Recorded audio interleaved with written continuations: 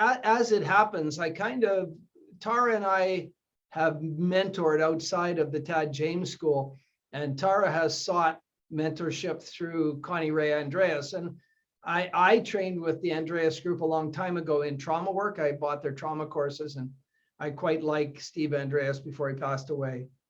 He reminded me a lot of Tad James near the end. Anyway, somewhere in their career, they did everything together, Steve and Connie Ray, and then they got to a point where they started doing things differently. So you wouldn't see Steve and Connie Ray together in a presentation or teaching. And that's when I first was I knew of their work from the early days of the NLP community, but when I actually got engaged with learning from Steve his trauma work, they were already teaching differently and separately. And Connie Ray was going down this very spiritual road where she was studying Eastern philosophy and NLP, and she created, of course, Core Transformation and Wholeness out of that journey. And so Tara and I find ourselves in that same journey, or a similar journey, in that Tara's going down this road of spirituality and her PhD in integrative medicine, and I'm going in a different direction where I'm laser focused on creating massive results using NLP and trauma. And so in that diversion, in that split, we've reorganized the company. So Tara has an assistant who's working with her, and I have hired a full-time assistant to work with me now, which is kind of cool because we were dropping the ball on a number of levels. And so now we both have assistants who are tuned into our specific needs, and that's kind of fun. And moving forward, Tara's going to continue to coach, and she's going to continue to work on her PhD, and she's going to continue to run her core transformation wholeness workshops. And she's reassessing the retreats. And if she does more retreats, they'll be different than the last one. That's all I know. I didn't ask for details. And then she'll join me on PACE trainings. And of course, she's carrying the bulk of the spiritual influence in Master Prac. Our Master Prac is totally dedicated to healing. It's not a generalized Master Prac like an NLP Master Prac. We're teaching all the NLP skills, but everything's geared towards healing. And so Tara's really carrying the load in the curriculum of that, and I'm carrying the NLP portion. Up to that part, we've now put Prac online only. So if somebody wants to do NLP Prac with us, they do it as an online course. They do not become an NLP practitioner, they become an associate practitioner. And we're doing this because it gives people a way of knowing Tara and I for about $600 and all the course material, and it's there for them like it is for you guys. And then if they're serious about becoming coaches, then they'll do a 3-day intensive with me. It'll be 3 10-hour days, and there'll be very little explanation of what the technique is or anything, because if they've watched the videos, and they have to have done all the videos to join this course, it's going to be a quick refresher, boom, into the demo, boom, into an exercise, and then more time unpacking the exercise. And it'll be really intensive on the core techniques within NLP, the things that really make NLP, NLP. And then if they want to coach, they'll do PACE. And PACE has been restructured now, that there is all the PACE modules are now pre-study. So a person has to go through all the PACE modules as pre-study. Then when they get to the 5-day course, they are already aware of all the pieces inside PACE. They've already seen them, and we can work better. The last couple of PACEs, I realized we've come so far with PACE that people literally have to plug all their orifices so the information doesn't leak out at the same rate it's going in. And PACE is now a 2-weekend course. Thursday, Friday, Saturday, 2 weeks later, Friday, Saturday. So people don't have to take 5 days off work or 4 days off work to attend. And I'm teaching from 1 till 9 Eastern Standard Time. So people can have the morning to do what they want to do. And I'm teaching later in the day. So those are big changes. And because of those changes, we now have 2 coaching programs. We have the Nlp Coaching program, which is Prac online, 3-day intensive and PACE combined, plus 6 hours of coaching with me personally, plus 3 client reviews. And that'll be the NLP Coach If you want to become an NLP coach in our coaching stream, that's how you do it. And if you want to be a master coach, then you add master prac to that combo, and you get another 4 hours of coaching with me plus master prac. And the 4 hours of coaching with me are called 4 hours of unstoppable. And all I'm going to do is install I'm going to install all the attributes that you would get if you were on trainer's training, the 26 behavioral patterns. And I'm going. Where was that? Where was that when I was looking for master? Do you have something for people who have master prac already and would like to have some serious installments? We'll have to do it, right? We'll have to come up with an audit program or a previous student program, people who want to get in. I don't know why my camera's gone funky on me again, but that would be nice. I'm not, this is for you, not for you. That's for my camera. There we go. Yeah. And the 4 hours, and then I'm just going to blow out all the beliefs the person has. So it's going to be intensive again. And it's going to be people who want to coach. And the only stuff we're dealing with is, what do you need to sit in a chair, install all those over and over and over again, and then blow out beliefs. And it'll be 4 hours of what I call unstoppable counseling. Will that be a group? Will that be group? That's one-on-one. So you may think of providing something for that for somebody who's already done masters, and then they've done they've done all the pieces. Yeah. So we've got this coaching stream and this master coaching stream, and that's all aligned, and I have to finish it because people want to register, and I don't have the registration sites up yet, but that's okay. And then the last thing is, in the last 3 months, we've really had our head down trying to solve a problem, which I think is a game changer. I ran a campaign on Facebook in April and May last year. We had 300 people apply to have their trauma treated. And you'll love this. The weapon, I call it the weapon, the Facebook weapon, was pointed at Guelph, Ontario only. Now, it had a little bit of overlap. It wasn't pointed at Kitchener, Waterloo, Toronto, Hamilton, Vancouver, just Guelph. And we attracted 300 people in about 10 weeks who needed trauma treatment. Almost all of them did not have the monetary resources to do it. And we've created a funding organization in Ottawa for people to apply for 80% funding. And we just found a government agency that'll help these. It's mostly women under 40 on disability insurance.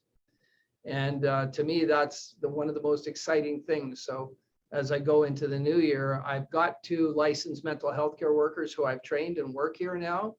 And I'm going to recruit another 4. And so I think that my belief is that by the end of the year, we'll be treating upwards of 40 people with trauma a month in this office. We'll be overcoming trauma, 40 to 50 people a month. And to me, that makes my heart really happy. It's been a long journey to try and figure out the bits and pieces. I was actually going to create our own charity, but that, I don't want to run a charity. And I think it's incestual. If I own my own charity that literally just gives people money so they can give it to me, that's kind of not okay. Somehow I haven't been able to reconcile it. So yeah. Interesting. Having some interesting things. There we go. Couldn't figure out what that bump was in my face. It was the handle of the. So that was a story. That's a story. I started with a story. So that's the things that are coming. So inspired outcomes will look different. If you go to the inspired outcomes page, it'll have Coach with Tara. When you click that, you're going to go to her own URL. It'll be taracanerva.com. If you click on Coach with Alan, you go to Tara, that would be cool. You go to alancanerva.com. And if you want trauma work, you go to thetraumateam.com. So there's 4 separate websites sitting out there, and Inspired Outcomes is all about training. So I think it's going to be a really, for us, I'm excited about the next 3 years. I can see my 70th birthday 3.5 years from now, and the footprints we leave in the sand when we get there. So I'm excited. Not enough about us. Let's talk about you guys, stories. I was inspired. Has anybody ever, do you guys listen or have listened to Jordan Peterson at all? A little bit. Jordan Peterson's really controversial in that he got reprimanded at the U of T for not addressing a transgendered person appropriately. He called them he or she, I don't know which one. Somebody spoke and he replied and referred to them as he or she. And they got all crazy and took him to the dean and other places. And he actually went all the way to Ottawa challenging the freedom of speech and the contextual. While it's respectful to know what to say to people properly, it's also disrespectful to attack others when they make a mistake genuinely, not disingenuously. But he got vilified pretty hard anyways. And then he had a health crisis. But he's back, and he's back with a force, man. He's back with a force. And it's interesting. He is very spiritual right now, which is fun. I personally like Jordan Peterson. I don't always agree with him, but I like him because he's irreverent, he's direct, and he's got a big, big, big brain. When I listen to him, I have to have a dictionary handy, and I've got a reasonable repertoire of words in my head, but not even close. I need a dictionary. So I've been listening to his podcast, and I was struck by, there's some really brilliant podcasts in there that I think are applicable to NLP and our work as coaches, because Jordan Peterson is a trained psychotherapist and he sees clients every day. He's still he's a professor, he's a practicing therapist, and his perspective is unique, but his understanding of what goes on. And I was listening to him do a podcast about the power of story. And my passion is to get kernels of really good information from outside the NLP soup and then share them with you guys, right? Is to bring it here and share it with you to the best of my ability. And as I listened to his podcast, and then I listened to the researcher and author who he was speaking to, the more I listened, the more I was moved.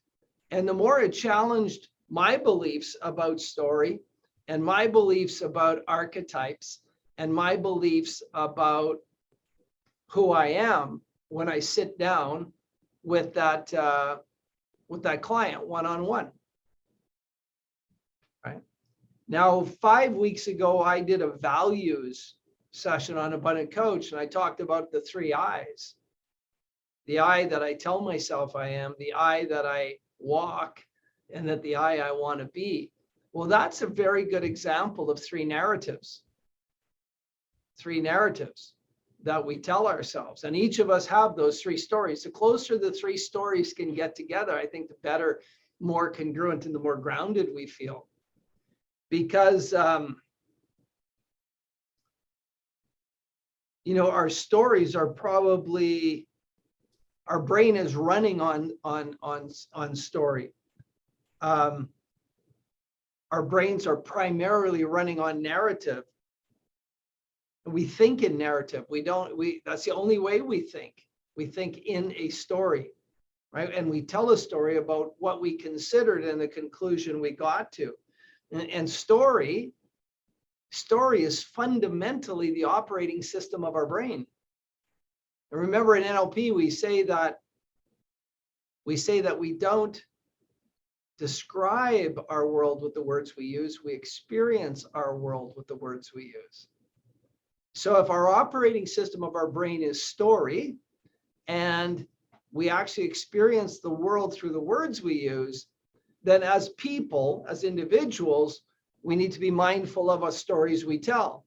And I would think, in the context of the Abundant Coach, where we're really sharing ideas about how we can all achieve what we would call abundance, I think our stories, because they are our operating system of our brain, is the single most important thing that we can focus on. And of course we do, and we do it with other language. We call them limiting beliefs or belief structure, value structure, meta programs, all these, we have these words for describing pieces of that operating system, right? And our brain is the the story is the operating system of our brain. And really our story that we tell, I think our story that we tell is not really meant to represent reality. When we tell our story, we're either challenging the reality and or seeking to change reality. I think when we tell stories, and especially when we tell stories about where we're going, what we're going to do, what we believe is possible, we're really, really, really not reflecting reality. We're challenging the reality that exists and we're writing a new narrative that we want to have actualized, that we want to have materialized. And again, as you pick up all the pieces, all the component parts, I think and I've spoke so many times about this researcher, Lisa Feldman Barrett. I think if you start listening to Lisa Feldman Barrett from the lens of story, now I see the world differently. She's talking about our brain predicting how we should emote, because without the ability to predict, we can't handle the volume of information around us in any given moment to make all the decisions we have to make. Our brain, when we walk up to a door, predicts that we can either open the door or the door is locked. We don't have to analyze the structure of the door, anything. Our brain predicts that we can do it, right? And that prediction is in the form of a story.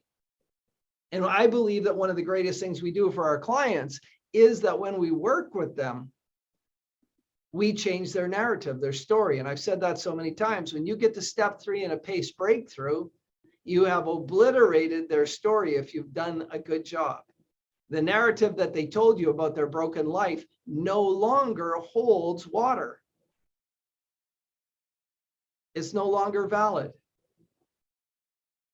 And so step 3 to step 4, where we do the internal hard drive, where we get them to do the internal hard drive exercise, is a transition document where they're actually reviewing the story of their life in age segments and focusing on one aspect of the story, those moments in time where they felt joy and fulfillment.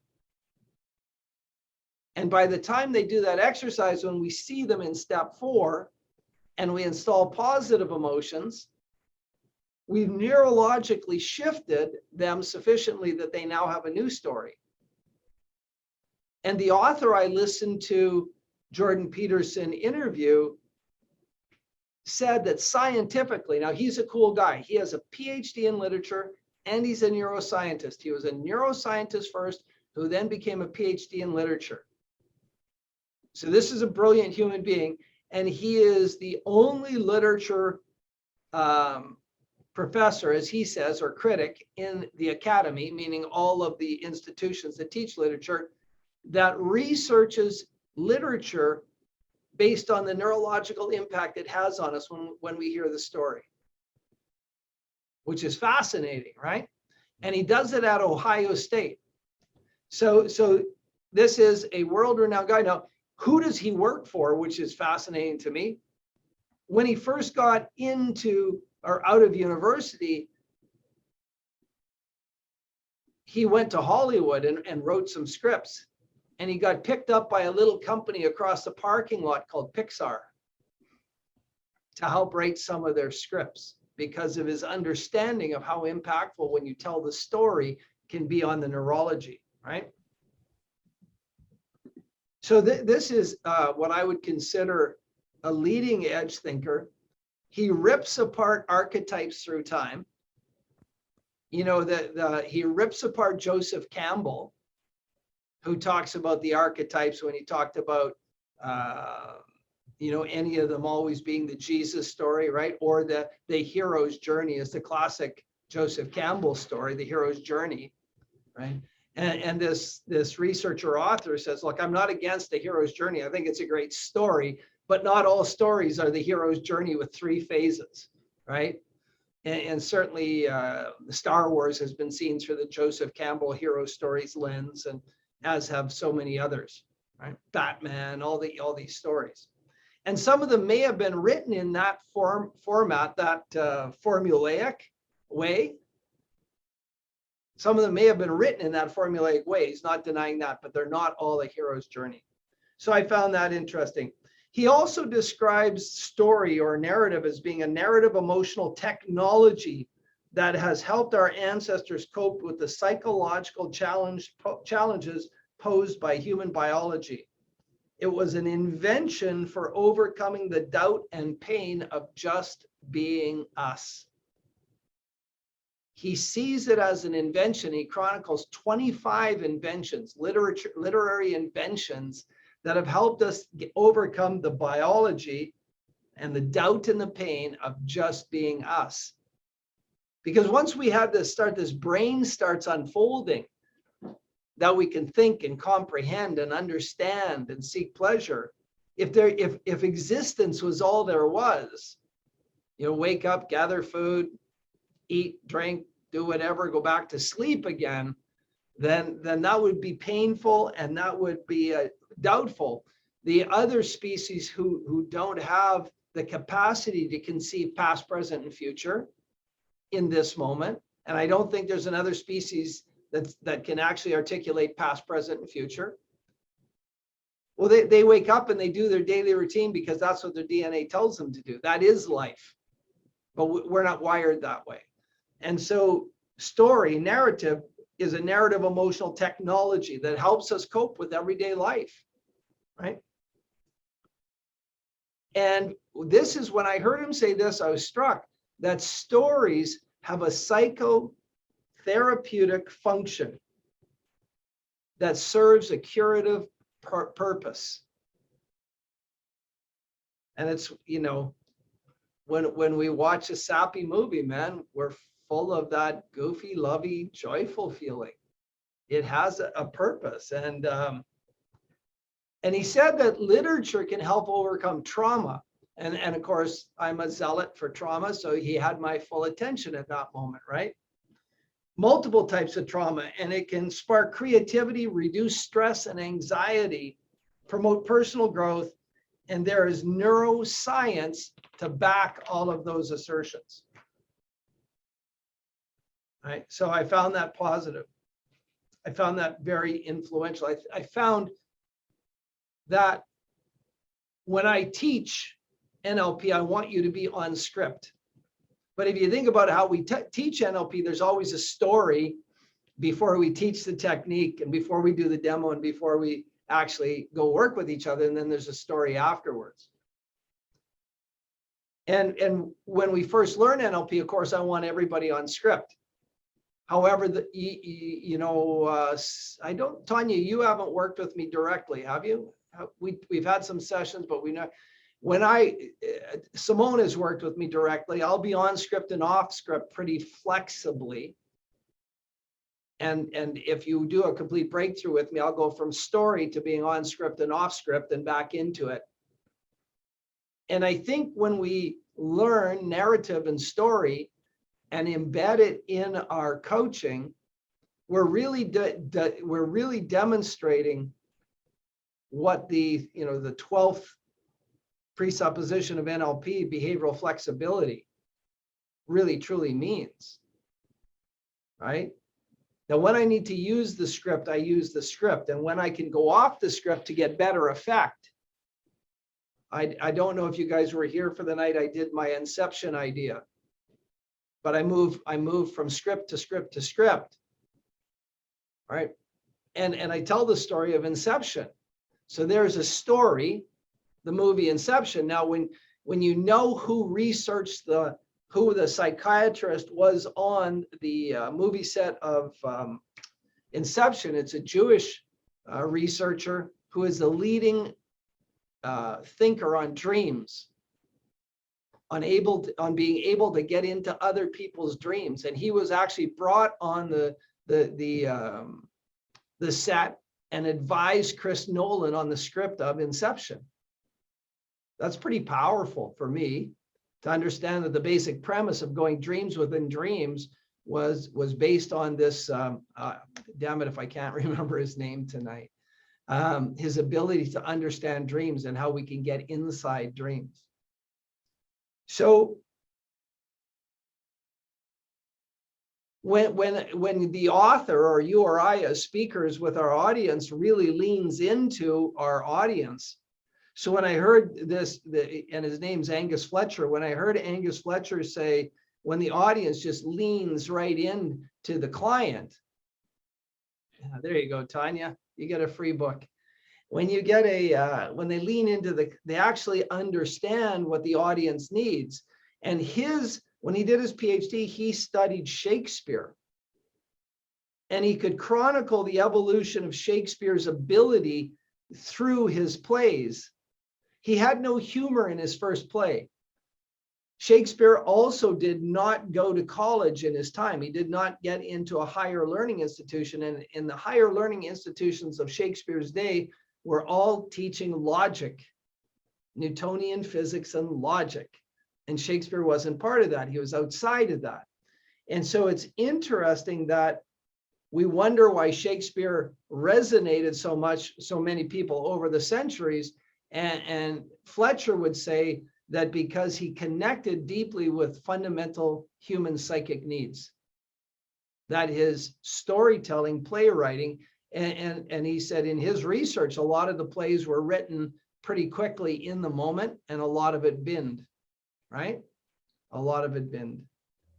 And he talked about the period of ancient Athens where the tragedy was the prime storytelling modality. And why was tragedy so popular?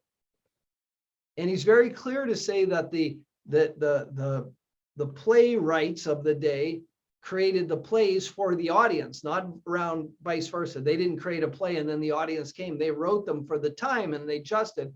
But tragedy was the storytelling of the day. And in Athens, almost everybody had been a veteran, had fought. And almost all of them, to his mind, were traumatized. And tragedy is a cathartic way of overcoming traumatization. The storytelling where there's the tragedy at the end and then the story moves on. And so the tragedy was very, very popular with the Athenian population, especially the men.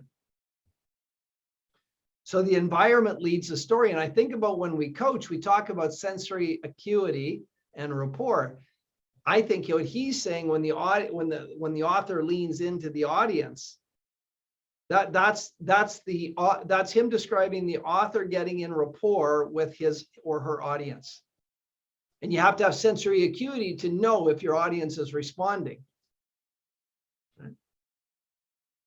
And in his view, literature and storytelling is an act of experimenting. So when you're with a client, we have a bunch of tools to get to know the client, right? We have values assessments, and we've got VAK, and we've got meta programs, and we have ZTPIs. We have all these ways of knowing the client. At the end of the day, though, we're using our sensory acuity to really know the client. What's working with them and what's not working with them, right? And in my practice, just sharing my practice, I look very quickly for something I can talk about that instantly gets the client in an elevated positive state. It's a verbal trigger to a high emotional state, much like a kinesthetic trigger, right? Pets, cats, dogs, cars, something that makes people smile, right? And that knowledge supersedes to some degree everything else I know about the client, because that's foolproof. It works, and I can only get to know that by knowing the client's story. And then I can wrap stories around it. Tara asked me to help her out with a trauma clearing the other day, and I'm cold turkey with this woman. She's got a new baby. She's really traumatized. And so I had to have a resource anchor. And I said, is there something you really, really, really like to do? And I used the right tonality. He said, I like making peanut butter cups. And I said, well, I know Tara's on Zoom with us, but I think we have a relationship that can go a long way, because if you like making them, I like eating them. And this is like a relationship made in heaven, right? And she did what you're doing, Tanya. She laughed her head off, right? And then throughout the trauma work, whenever I needed to change her emotional states, we would talk about, the peanut butter cups. So when she was suds free at the end of it, laughing about that thing that used to traumatize her, I said, well, how many peanut butter cups is this going to be? She said, I think you have a lifetime supply, Alan. So there you go. All right. And that's just a story. And it comes through experimenting. I needed to do something to find. And in his research lab, they're actually studying the brain to see what neurological changes happen when we hear a story. I think that's fascinating. Because NLP is based on, to a large degree, Milton Erickson, and Milton Erickson is quintessentially, the hypnotic patterns of Milton Erickson are all based on storytelling, right? They're all based on storytelling. They're profound. And he talks about, hey, Tara. Yeah, off recording. I'll only, if it's about storytelling, I'll go a bit more and then we'll go a Q&A, so on. And he talks about experimenting in the story. He talks about George Carlin being, and I'm like, one of the biggest losses of my, my engagement with entertaining world was when George Carlin passed away. I found him to be profoundly intelligent and profoundly sentient about what was happening in the world. Turns out his parents were both gifted writers, and he was a gifted writer, and that every comedy performance he did, he actually wrote it all out and memorized it. Nothing was delivered ad hoc. It was all pre-memorized. And so the author was at a George Carlin concert. I guess you call them concerts. And Carlin was talking about language, as he often did, and then boom, and the crowd was really into it, and then boom, he told a story about his dog. And the audience sort of went cold. And Carlin says, well, I guess that didn't work. And then he went right back on with the next part of his script. So he's constantly trying the audience, right, to know whether the story would resonate with his audience. And then they tell the story about seeing Jay Leno at a live event where he had a stack of idea cards. And he was going through the idea cards, presenting them to this audience. And then based on the audience response, he was putting them in one of two piles, those that hit and those that missed. And the guy said the next night when Leno was live, he did all the ones that were in the stack that hit the night before at this live venue. So he went from doing, in a live stand-up venue, testing ideas, and then the next night on the Jay Leno show, using those very ideas. So the important part is about our ability to test our stories. Now, I get so invested in a story that when the audience doesn't respond to it, we need to have the ego position where we can let that go.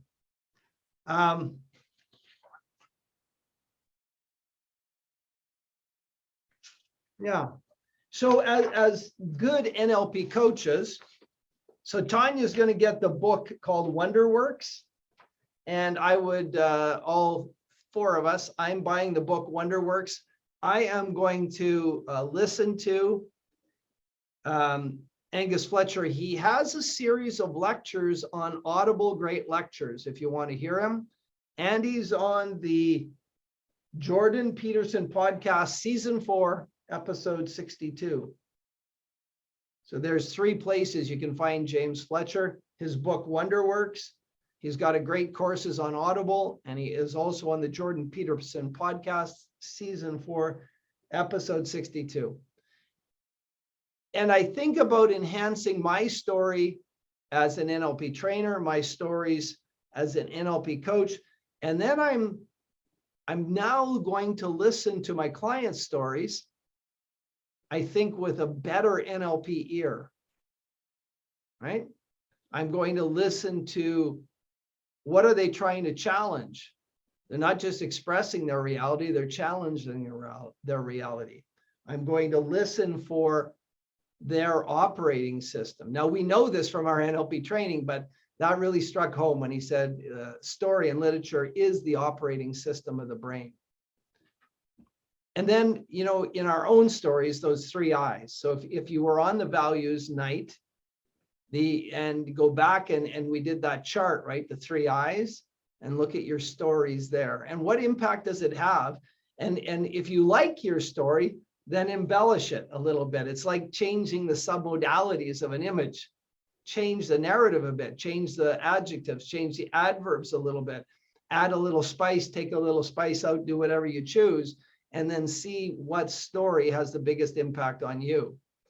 And the last piece I'll say on this is the number one challenge for all coaches is to keep the queue filled. Now, some of us are busy. I'm talking about keeping the queue filled with the clients you want and who want you. And I think when we get our story that's intimately congruent with who we are, we attract the clients who are right for us at a far greater rate. And I think we attract them with less effort. And I think it gives us more satisfaction in our work, if that makes sense. Right. And I think we do a disservice to those clients who don't fit our space. Right. Not certainly, full mea culpa. I've done this on a number of occasions where egotistically, I just thought I could help everybody. That's one flaw. Or I just felt bad for the person. I couldn't say no, the other flaw, right? I just can't say no, this person's hurting so bad. It doesn't matter what reason you choose the wrong client. You still will not do as well as when you choose the right client. And somebody might say, well, that's a limiting belief that there are right and wrong clients, and they're right. It is a belief. It is a belief. However, I do know some of my limitations, and I do know what I like to do, and naturally and easily. Could I work on the things I don't like to do and twist or change my thinking about them? Maybe. But why do that when what I like to do is so powerful and so meaningful for the people I serve, right? Why not stick there? So on that